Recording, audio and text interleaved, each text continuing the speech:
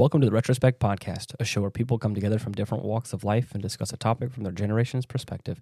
My name is Ian, and as always, I'm joined by Stoney. Hello. And Jason.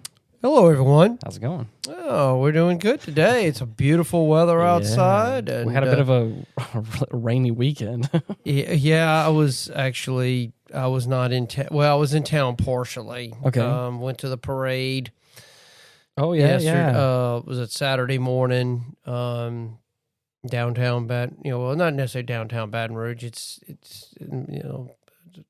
I guess that would be the Garden District. Yeah. Is where that parade, St. Patrick's Parade. So it was fun. Yeah. I go to it pretty much every year.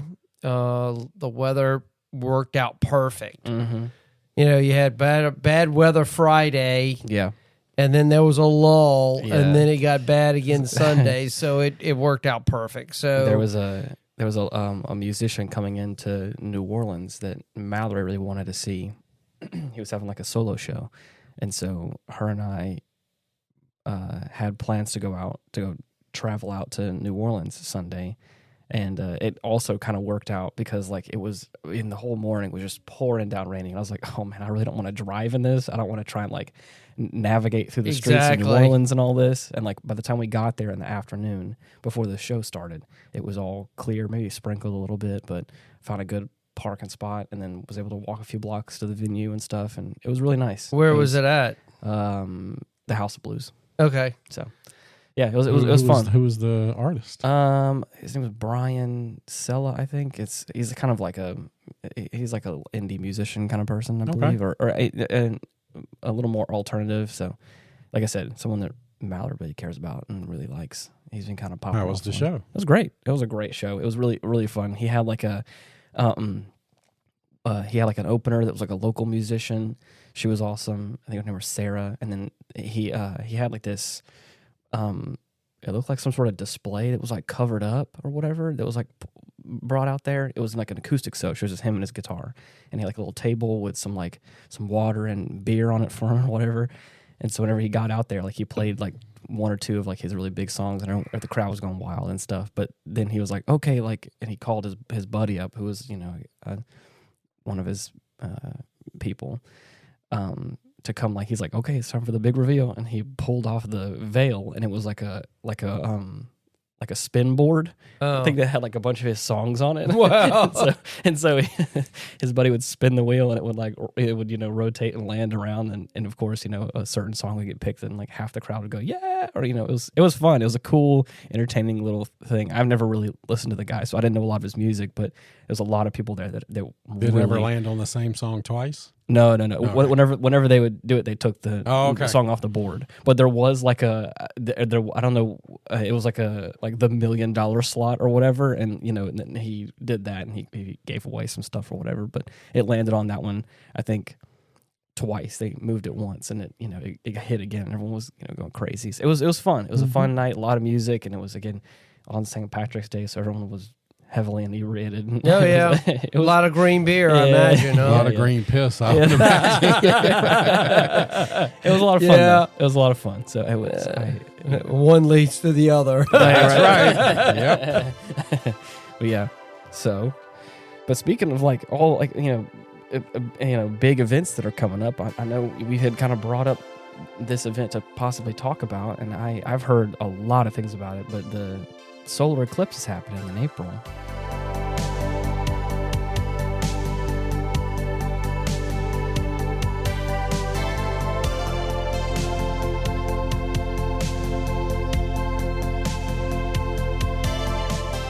Yes. April the 8th. April the 8th. Starts in Mexico and goes across the northeast all the way across America. Right. Yeah, I think there's going to be a lot of people going to be able to actually and I think the first time see this one versus the one that happened in 2017, right. Which I think went across the United States, but it was the other way. Really kind of it went what do they call that, latted across. Yeah. And the amount of people that were able to see that one was far less than what this one is going to. Well, with the way things are going right now, basically the country is shutting down. Schools are being let out. National Guard is being mobilized. Why is that? I think a couple of reasons. I think didn't see anything. Where did you see about the National Guard being activated? Oklahoma City, which is one of the primary paths of the thing. Oh yeah, this is a big deal. I remember in 2017, again, like you said, it went the opposite direction. Yeah, I think it went from like the West Coast to the East Coast. Yeah, and I think a lot of people were this able one's to more north south. A lot of people were able to see it, but I don't think it was like the band of total eclipse was narrower. Correct. So yeah. like, They call the area of totality. Yeah. I believe it's quite a bit a lot bigger wider now, yeah. than when 2017. So, yeah. It's supposed to be. I mean, this is supposed to be very significant. Actually, a lot of scientists are very interested because they will be able to pick up a lot of things from the sun that you normally can't see because of it's so bright. Right. But they'll be able to catch the coronal mass around the sun. There may be some coronal ejections that possibly they might be able to witness that you can't really see. So there's a lot of possibilities from a scientific perspective of what this event will bring, along with normal law enforcement and emergency services, and how many ever National Guard. There will be 22 members of the elite chemical, biological, radiological, and nuclear unit will be housed at Broken Bow, in addition to an additional 110 to 150 Oklahoma Highway Patrol troopers. There will also be another 150 first responders and volunteers staying at the sports complex in Broken Bow and the National Guard Armory.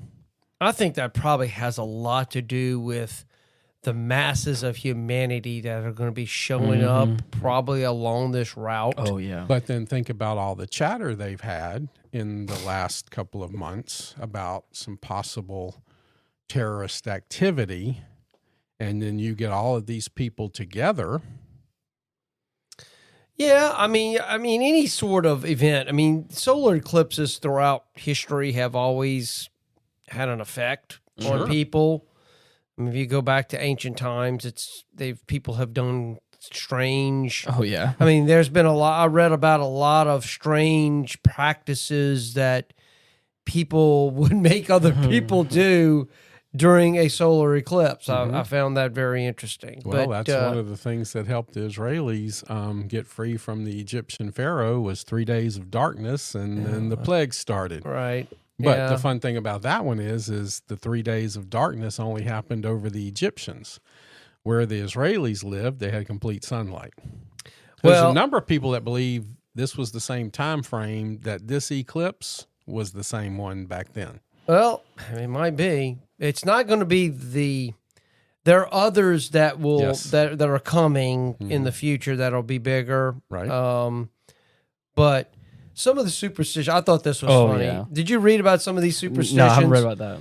Did you read about how the Incas considered it that the main sun god was very upset? That's when they killed a lot of people. And he said that required a special human sacrifice. So, gosh. I guess if you were the unlucky, important human sacrifice, Just it was not make sure you're not a virgin when the eclipse is It wasn't coming. a good day for you that day. 4,000 years ago, the Chinese people, or the people in China at the time, banged drums and yelled to drive away the invisible dragon as it tried to eat the sun. Wow. Okay. The Eskimos covered themselves and their valuables, believing that the sun and moon were temporarily diseased. Oh, wow. According to Roger Culver, a Colorado State University emeritus professor of physics. Now, a lot of bad things, but I found this one actually was very encouraging, and I think they have the right idea. Yeah. The Batan Milba people. This is a West African people of northern Togo and Benin. Considered it a good sign. They believe eclipses were a sign that human fighting and anger had gotten so bad that it made its way all the way to the sun and the moon. Oh my gosh. To fix the problem, they basically stop fighting among each other and encourage people to put feuds aside. Wow. That's cool. Might not be a bad idea for some of us to think about that. You know?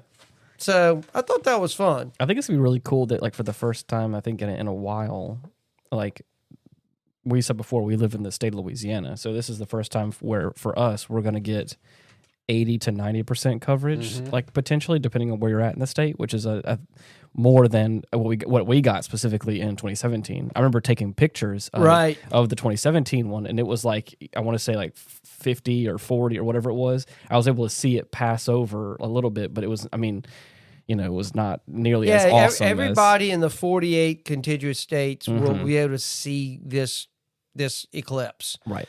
The people that follow along, I've got even the cities here: Dallas, Idabel, Oklahoma, Little Rock, Arkansas, Poplar Bluff, Missouri, Paducah, Kentucky, Carbondale, Illinois, Evansville, Indiana, Cleveland, Ohio, Erie, Pennsylvania, Buffalo, New York, Burlington, Vermont, Lancaster, New Hampshire, and Caribou, Maine, before it leaves the United States and it goes into Nova Scotia and in that area. Fun fact, the Cherokee believe, and I think this is the similarities of the superstitions.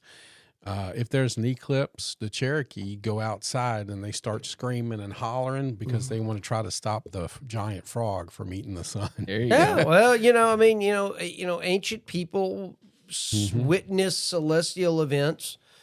I mean, they say the Incas, the Babylonians, these societies were advanced enough to be able to predict these eclipses. So, but they still had a lot of, their understanding of why it happened, they didn't really know. But just FYI, for our area here, if you happen to be living on May 11th of 2078, okay, we will be in the same area where it is now for Dallas. Dang, that's awesome. And one thing about this is the duration of totality is going to be 4 minutes and 27 seconds. Right. Which is twice as long as the one in 17. Right. And that was able to be witnessed by, maybe 4 million people. But this one is going to be able to be witnessed by considerably, maybe even more than that. Yeah, it's some good stuff. I mean, but no, you talk about the National Guard, and I did read some things that I know. I read some news out of Texas of what they're doing to prepare for this, because they feel like a lot of small towns are going to get overwhelmed. Oh, yeah. With people coming in to witness this. So a lot of them, I know one judge have declared a state of emergency in some of these counties in anticipation of basically the population growing by 3 times. Of course. So you can imagine a town of 50,000 people. Oh, yeah.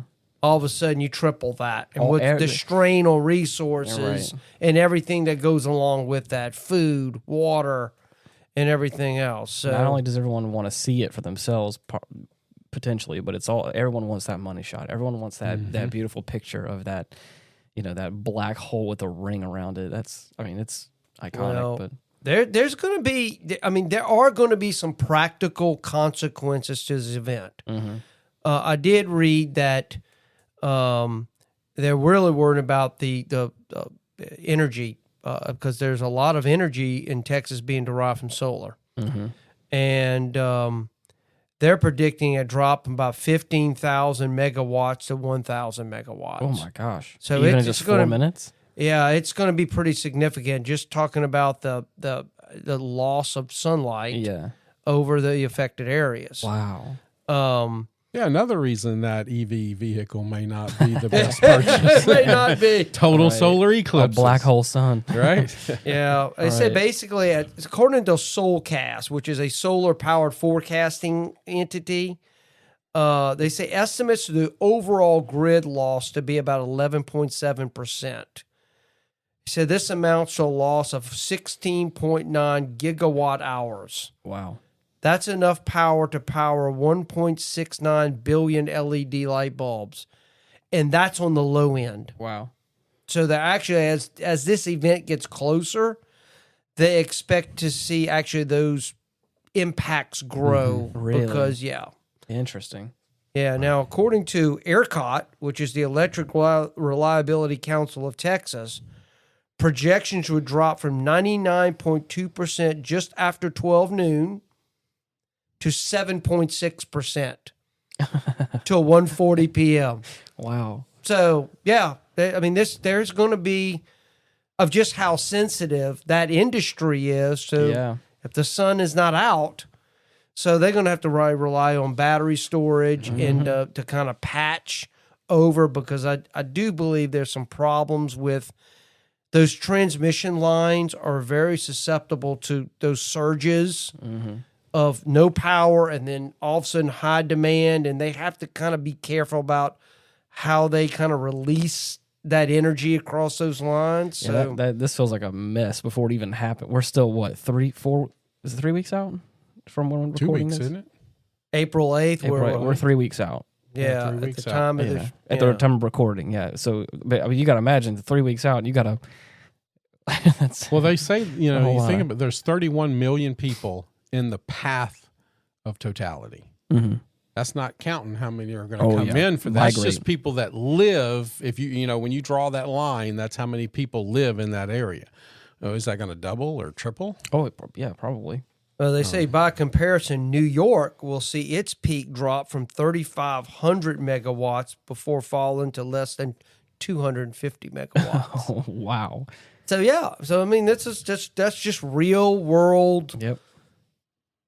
problems that those energy companies will be dealing with. And I'm not saying it's going to be the a collapse or anything, but it's just It does make a difference. It makes a huge difference. They're going to have to mitigate that, and I'm sure they've got plenty of smart people on what they have to do to make sure they don't burn out everything or damage infrastructure or whatever the case may be. Also, I don't know where to get them right now, but I'm pretty sure the closer we get to the event, we can tell you how. But make sure to get those, like those special glasses. Yes. The fold out glasses. Don't look at the eclipse with your bare eyes, please. No, you don't need to be blinded. I'm condoning everyone to go look at it because it's really gonna be beautiful, and make sure you have the right protection. Are y'all going to buy glasses? I would like to, yeah. I need to figure out where to find them. They say you got to watch out the ones you buy. Of course. I might go by the local. What I've done in the past, maybe I need to reach out to. I know some hardware stores I think had some once upon a time. They kind of are like little cardboard fold out ones or something. But whenever I was taking pictures of, funny enough, I had a really nice camera I had on my tripod that I had had specifically mounted, where I needed it to be, had a really powerful zoom on it. But I had in just a little brief photography information. Inside, they have these blades that close up real tiny and open up, and that's called the aperture. Is what allows light in and what restricts light from coming in. So that's how you get the proper what they call exposure, so the brightness or darkness of a photo. So I had closed it up to allow very little light in, and I put the glasses over it, and I was able to see it perfectly in the camera lens. And it was really cool. Yeah. So I want to see if I can't do something like that again. So if I could. there is ISO certified solar eclipse glasses and viewers. Okay. That's what you need, and you need to keep them on until the event is fully eclipsed. So we won't be able to not have the glasses on. Right. But the people in the totality area will be able at that brief second. That's 4 minutes or whatever. No. The 4 minutes is not the complete. The 4 minutes is the whole thing. So once the sun is completely darkened out by the moon and all you have is the solar corona left, you can supposedly briefly take the glasses off and look at that corona for just a very short time, because once the moon starts to move past that totalitarian event, you can burn your eyes again. Right. But in that one little line. I watched a video of the 2017 one. There was a couple of people on YouTube that are like Science Channel people, and they were there in that area, like I talk about, the area of totality, and it's exactly like he was saying. There's a moment whenever they all like have their watches ready, and of course you can see like the light around them starts to change a little bit, and like everything kind of grows like strangely dark, but not like outside dark, like afternoon twilight dark. And they all take off their glasses, are like looking around, and everything like it's still daylight, but everything feels like it's covered in shadow in some way. And one's like, "Oh my god!" Like they're looking up at it with and it's it's fantastic because they have like really great cameras. They're also able to capture it, and they all put their glasses back on. Then the world kind of grows back in brightness again. It's kind of a cool experience. I'll be very curious how animals will react, because they say animals do react in strange ways. Oh, I can imagine. Like I said, for like he was saying, 4 minutes or so is like the total effect of it. Like the light starts to change before it gets almost afternoon time, and then back to like daytime again. So I can only imagine what that does to animals. That's a great direction to go in, because think about this: how fast does the moon move? Right. So that's how fast the shadow is, and that's over 1,000 miles an hour. Well, that's wild. So the shadows are going to be moving at over 1,000 miles an hour. That's wild. So that's crazy. I mean, it's going to be, I've never taken the time to really watch one of these eclipses before. So well, you have time now. Yeah, I've got time now, so I may try to get me some glasses. Well, if you find some, let me know if you're going to I may try to buy get them, and that way I can at least look up and see it. I don't need my eyes to be damaged anymore than what they are. No. None of us do. Well, the next one will be in August 23rd, 2044. Really? Yeah, that'll be the next one that you'll be able that will kind of be like this one. Mm-hmm. I think I read something like every 18 years. There's a solar, and a lot. What makes this one a little different than the 2017 was the distance of the moon. So there's the way the orbit of the moon. It was a little bit further away in 2017. Yeah, that's why the shadow was not. It was a little bit more narrow than this one. Now the moon is closer to the Earth, so it covers up more of the sun. Right. So there's more light that's being generated. Being blocked out. So. Good stuff, but yeah.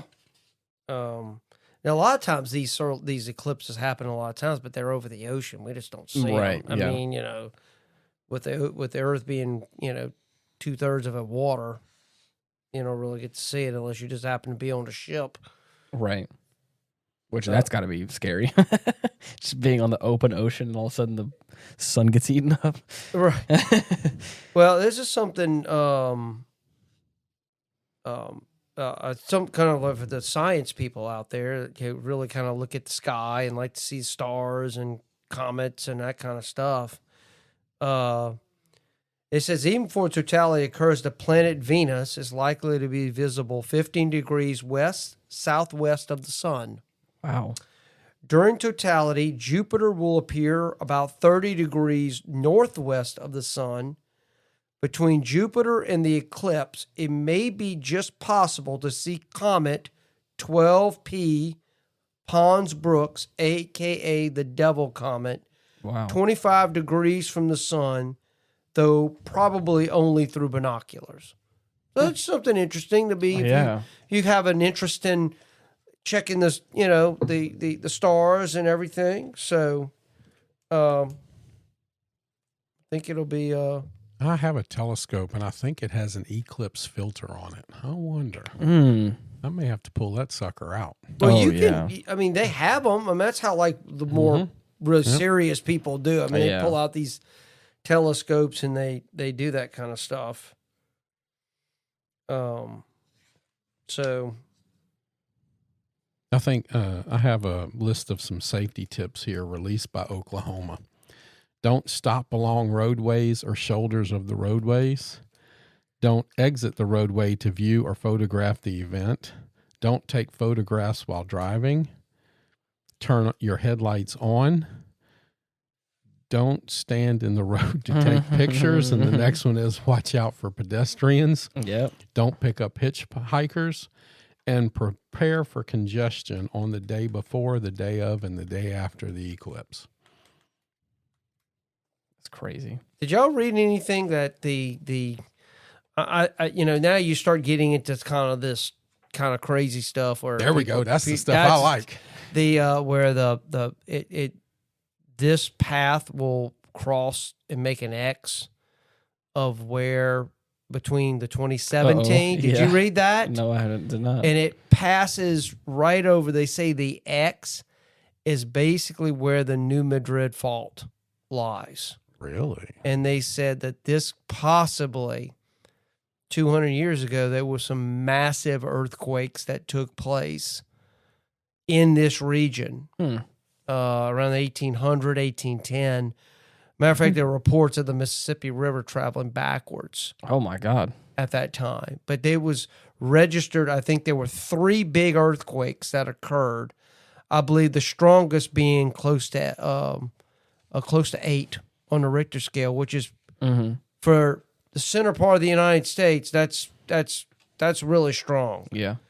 Matter of fact, even FEMA has prepared for a New Madrid eruption. Yes, because we've talked about a lot of disasters with comets and super volcanoes. Yeah. But that's one that we don't really talk a lot about is the New Madrid fault. And if they said that they're predicting that thing is going to break up again, I mean, it would be nothing for a 8.82, 8.4, which you think about that happening. There's no buildings built with earthquakes in mind No. in that area of the United States. I mean, that would be total disaster of epic proportions. Check that out. That's some pretty good stuff. That's crazy. Yeah, I read that. Now some people, they can kind of take some of this stuff a little crazy, but yeah. I was trying to look into also when like the next possible like lunar eclipse will be, like if we could see one around here, but I don't think the next one we'll be able to get like the red moon. That'd be a really cool one to see too. I've never seen a lunar eclipse. I've only ever seen a solar eclipse. Yeah, it says the coincidence, kind of going back to what I was saying, yeah. but this New Madrid fault. They said the pattern of 2 solar eclipses forming an X of the United States also happened in the early 1800s at the same time that the New Madrid fault broke. One came through and pulled it one way. The other one came through and pulled it the other way and woke it up. It says, remarkably, the intersection of this century's solar eclipses will be about 100 miles from where those of the 19th century cross paths. Wow. Is there something to it? Who knows?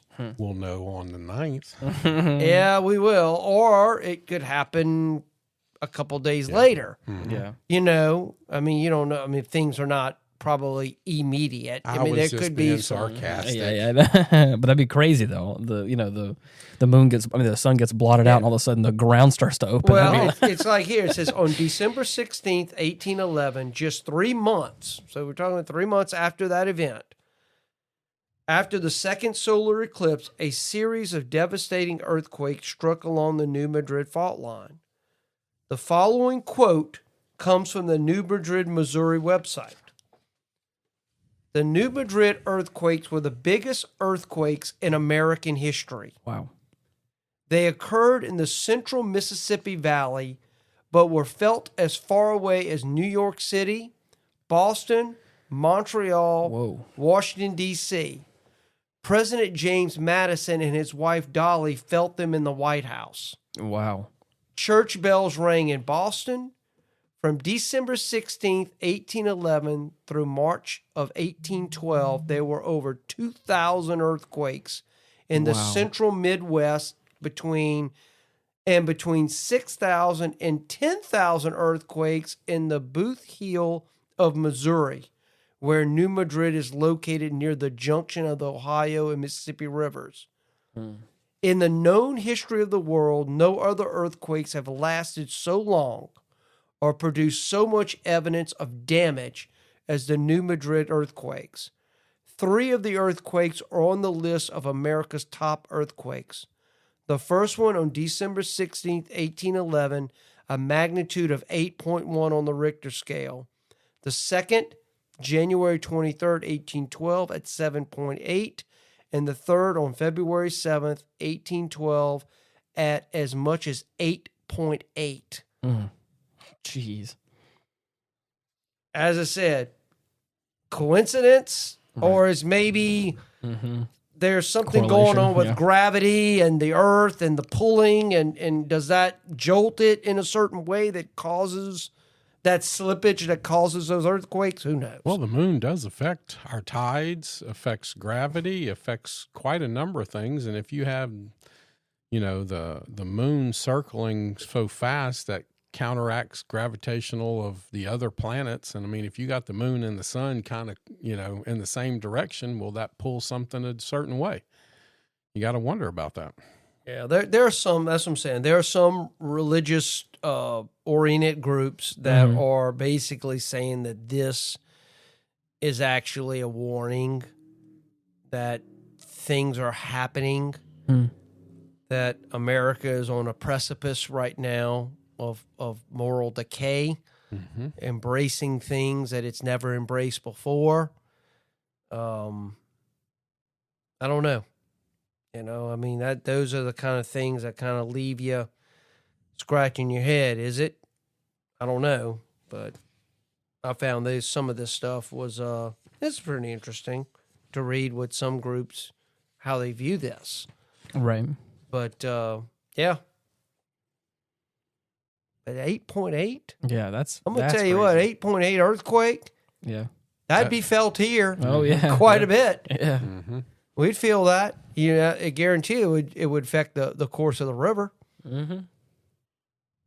Yeah, I mean, like you're saying before, I'm looking at like the map at where the junction, the junction kind of is, and looks like it's around like the Illinois, that whole Kentucky, all that stuff right there, New Madrid, Missouri kind of stuff like that, and so imagining that whatever's happening there is felt all the way on the East Coast, in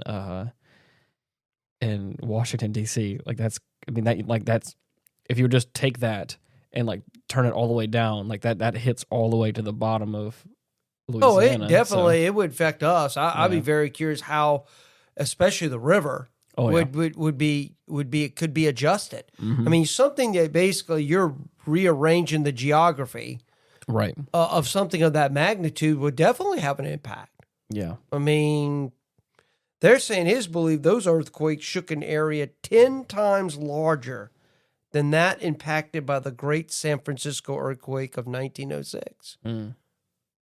That's putting that in rarefied company as far as kind of national disaster. Right. They say it was said some of the giant cracks that opened up in the ground were up to 5 miles long. And the stench of fire and brimstone hung in the air for months afterwards. Oh man. Okay. So I think I was a little wrong with my prediction. I just looked up the New Madrid seismic zone. And right. Like it's not a perfect circle. It is kind of a little oblong. So, but we'd still feel it around here. But we would get moderate, is what they're suggesting. What it could be. Yeah, I'm not worried about necessarily. I mean, we would feel the shakes. Yeah. I would be more concerned about how the river would be impacted by, especially damage to levees and stuff like that, because you're basically undermining the whole. As I said, you're messing with the whole underlying, parts of the river. So it would be very interesting to see where that would, how that would work. But They keep saying. I mean, I've read some information on the New Madrid fault, and it's something that kind of gets lost. Mm-hmm. But it's a real event that happened really in not that long ago in geologic time speaking. And it can happen again. That's you right. know, so I'm not one to just kind of dismiss it outright. Yeah, and you're not wrong. I'm looking at like what is considered like the epicenter area, and like it is a little north of Memphis, Tennessee. Yep, That's like where that whole that's it. there's like a bunch of stuff right there, and that's the same kind of path as all that. That's really cool. That's crazy. Yeah. So that's why you can Yeah. see how a lot of people Yeah. can take some of this and go, Ooh. "Uh-oh," Yeah. you know.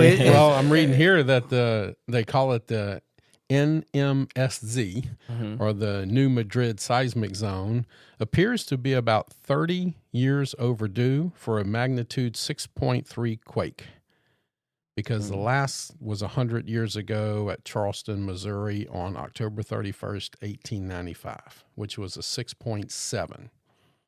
There was a 6.3 near Lake Lepanto, Arkansas in 1843. And they say that they believe there is a 75% chance of an estimated recurrence time for a magnitude 7.6 coming up. That's That's what I'm saying. Yeah. A 7.6 in that part, considering how buildings are built. Oh, yeah. I mean, that would Or be how the levee's built. right. That's like paper that would fall over, and I mean, just houses, residential would just crumble under that sort of and especially if it shakes a long time. Oh, yeah. You know, so On May 1st, 2016, there was a minor 3.5 earthquake near La Center, Kentucky. The largest of 11 earthquakes that have recently taken place in that vicinity of the New Madrid seismic zone.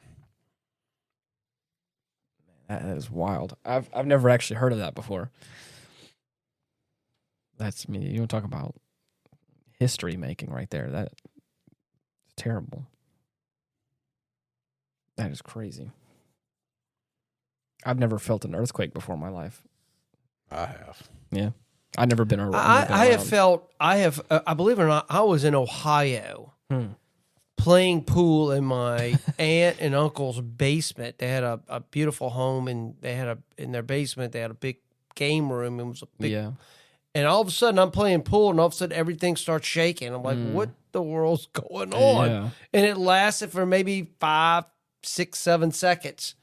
And the table kind of shook, the balls were moving. I was Yeah. like, what? What's So that was an happening? earthquake. I'm like, wow, okay, this is kind of what it feels like, you Yeah. know? Because, I mean, the idea of the very ground that Yeah. you're standing on is Well, now just moving, and you don't know. Ian's definitely not old enough to remember this, but you might. Do you remember the Exxon explosion on Christmas Eve? And what was yeah. it, 89? Yes. I was out by LSU at the time in Baton Rouge and got knocked out of my bed. Really? Yeah. That's wild. So there's things, you add that to the equivalent of a earthquake or something. That was just crazy. Do you remember that, Jason? Oh yeah, I remember that. I know exactly where I was at. I was outside of my backyard, and 89. That would have been, I was in college. So I mean, I forget what I was doing at that particular point. I was around Christmas, so I was probably off. But yeah, remember all of a sudden everything just shook. Yep. Boom! It was like, what the world's going on? And kind of gives you an idea of what a a bomb would be. Oh, yeah. If that went off. But now I'm curious, Ian, you said where the intersection of that X is. I'm reading something here, kind of going along those same lines. They said, it says, precise in the very spot in Illinois where totality, the complete eclipse of the sun will be repeated for the greatest length of time. So that will be the longest. If you're there, you'll see it the longest. Yeah. the exact point where the 2017 and 24 lines of totality cross is Cedar Lake in Jackson County, just south of Carbondale. Is that kind of what you're seeing? Yeah, I think so. It's kind of a rough image of like Right. the two intersecting lines, and it's. I mean, I think technically this image I have here, if I look at where like the actual fault line or the seismic zone is that it was referring to, it being above Memphis, the kind of band of each of them is kind of happening above it, like on the map. So they do. It's not a perfect intersection, but like I mean, because of how wide Right. this current one is, It kind of captures that. Yeah. So there is like a square zone on this little picture I have that is like, you know, a little bit south of St. Louis, Missouri, a little bit, you know, east of Springfield. And so like it's in that area where it's still, it may not be perfect, X marks the spot, but it is like, you know, miles north of it, where I'm pretty sure, like we were saying before, gravity, I think, doesn't need to be that precise, but maybe it does. I don't know. So if it's... It says that, because the reason I asked you, because they said that geographic location has a name, and it's called Little Egypt. Get out. Really? Okay. I don't know, dude. I'm just kind of reading this stuff here. I just find a lot of this stuff is, I put weight in it. Don't put weight in it. It's up to our listeners to, you take this information. Right. I'll show you this. Okay, I'm looking at a computer with the map of where the X is. So yeah, that area is wow. That's crazy. Yeah, and they say, I'm trying to read here. It says how it's got its name. It has a biblical source. It seems that in the mid 19th century there was a famine in northern Illinois. Thankfully, there was a bountiful harvest in the south. So the people in the north said that they felt themselves like children of Jacob, who in a time of famine were forced to go down to Egypt to seek food for their families. And the Carbondale region, which saved their lives, became known to this day as Little Egypt. Isn't Memphis like a city in Egypt? Or yes. Yeah. Oh yeah. It was one of the biggest at one time. There you go. It's amazing how they imported some of these names from the ancient world over here to the new That's world. crazy. When it happened. So, but how funny. That's wild. Yeah. I mean, this is going to be exciting. I'm definitely going to find a way to get some of those glasses, because I think it'd be really fun to. I know where there's like a big parking lot and an open field, where if the clouds are right, I could probably set up shop and probably take some pictures of it if I could, because that'd be really fun. So that's my hope. Maybe we can post them on the Retrospect. Yeah, website. I'm gonna go. Matter of fact, I'm gonna just go ahead and buy me some glasses. Well, if you find some, let me know. I might want to get a pair too. So, since I can't really, they drive say you right gotta watch out the ones you buy though. Yeah. They have to have certain things on them. Yeah. That's what I'm saying. It's ISO certified solar glass. Just look for the ISO certified, and you should be safe. Should be, and that way at least you'll have them. Mm-hmm. All right. Yeah, there's nothing wrong with having them at the house. Just check things out. Right.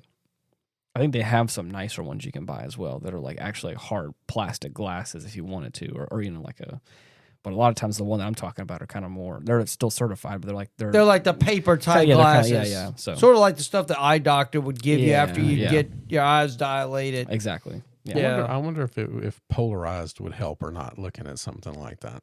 Well, polarized, I believe, filters out, I think, the UV light. Mm-hmm. I think that's what it does to kind of help you see. I think these have like a special tint on them that is almost impossible to see in just like a normally lit room. From what I had used them, because they're so heavily tinted, they probably have some sort of UV protectant in them, but for the most part, it just makes everything so dark. Whenever you look at something super bright, and obviously it makes it bearable to your eyes. Right. At least that's what I've noticed, because I put them on inside and I was like, I can't see a thing in here. but outside, obviously, it makes everything super dim. But Yeah. Good stuff here, man. Yeah. It's as I said, if you can get out there and check it out and look at it and see, but yeah, I mean it should be something. As I said, it doesn't come around very often. So most of the time these things happen, you're just not in a position to see it. Yeah. But Or you as have I to travel to go see But it. as I said, if Yeah. you just if you can hang around for another 54 years, Yeah. us down here in South Louisiana, we'll have a very, very good view Yeah. of a total eclipse. Well, So you know what? I would like to see that, and I could have another 54 years with Dr. Miranda. So maybe I have a reason to stick around for 54 more years. that would put me, almost 110 years old. Oh, there you go. Unless they make. Yeah. I was gonna say less Unless technology. they make some significant advances in medicine, or I don't think I will be around. And consider I'm older than you. Yeah, that won't be. But it's anything out of the. There is a sense of wonder Mhm. that comes from watching something like that, because it Right. makes us realize just how small we are Oh yeah. in the grand scheme of things. And it kind of really, it's these kind of events that makes me think how the amount of energy and time we put into things we think are important Mm-hmm. on our little planet are really not Yeah. that important at all. Yeah. And I don't mean to demean, I'm talking about things that really matter in Of life. course. Right. But, a lot of things of, I've built this or I've built that, and just really at the end of the day, it all comes to dust anyway. Mm-hmm. So, but yeah. It's crazy. Anything else you're seeing online? The only thing that I looked up that I thought was kind of interesting was this past January, apparently Mars, Venus, and Mercury all aligned in the morning sky.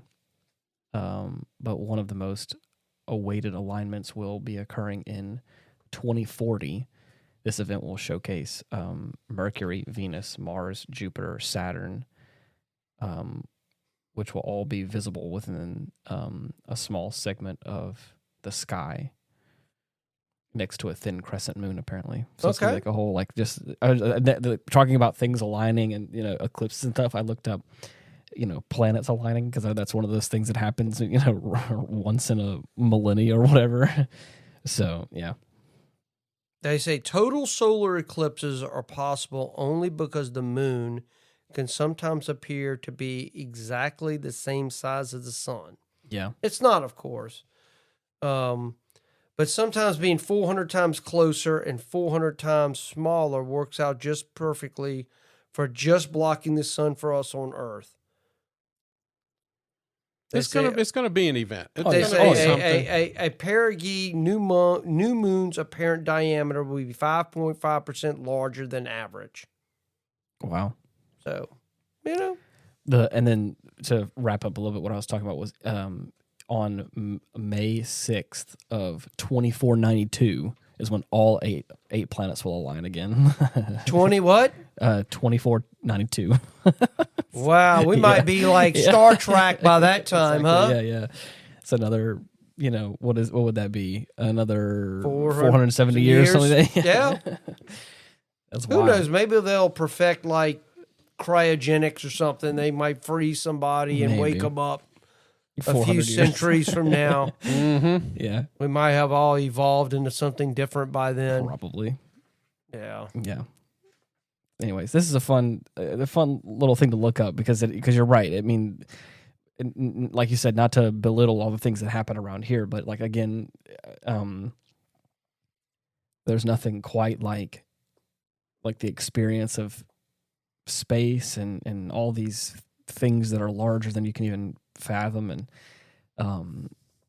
making you feel just how small you are in the universe. But Well, think about it. We're sitting here laughing and cutting up Yeah. and joking. 100 years ago, people were pooping their pants when Mhm. Oh, this yeah. happened. Yeah, This exactly. This was major events, and then 1,000 years ago or 2,000 They had to sacrifice years ago, people. yeah, they sacrificed thousands of people. I think for one eclipse, they said that the Incas and the Mayans sacrificed 10,000 people. That's wild. Can you imagine? That's a lot of people. Well, we know about the Aztecs, and they were pretty brutal also. But I mean, we know about them from Spanish missionaries that wrote about their belief systems. Yeah, I know a lot of their works, as far as the Aztec religious texts and stuff like that. A lot of them were destroyed by these monks, which, at the time, I can imagine they're looking at this as stuff of the devil. Yeah. And they were thinking they were doing right, but God, it'd been amazing to be able to have some of that preserved. Yep. To see what exactly, I mean, there was so much history of Central America that was lost. Of course. Yeah. Because of that. So, yeah. All righty then. Well, is there anything else you guys want to touch on before we...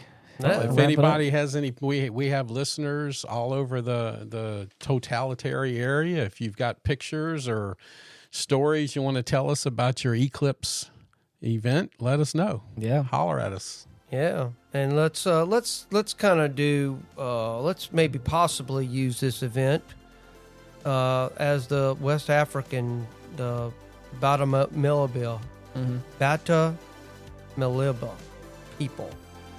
Let's use this as an opportunity to put our feuds aside. Yeah. And let's try to make this world a little bit better. Yeah. Well, as Tony just said, if you have anything you want to tell us or reach out to us, you can do that in short form ways on our Facebook page /Retrospect Pod, or if you have some more long form responses you want to give to us, we have an email address, getoffendedtogether@gmail.com. where you can send all those and maybe attach some pictures of the solar eclipse you got, because that'd be really cool to see. But anyways, thank you so much for listening. Until next time, bye-bye. Goodbye, everyone. God bless. Thank you for hanging out with us today. You're the best. Peace.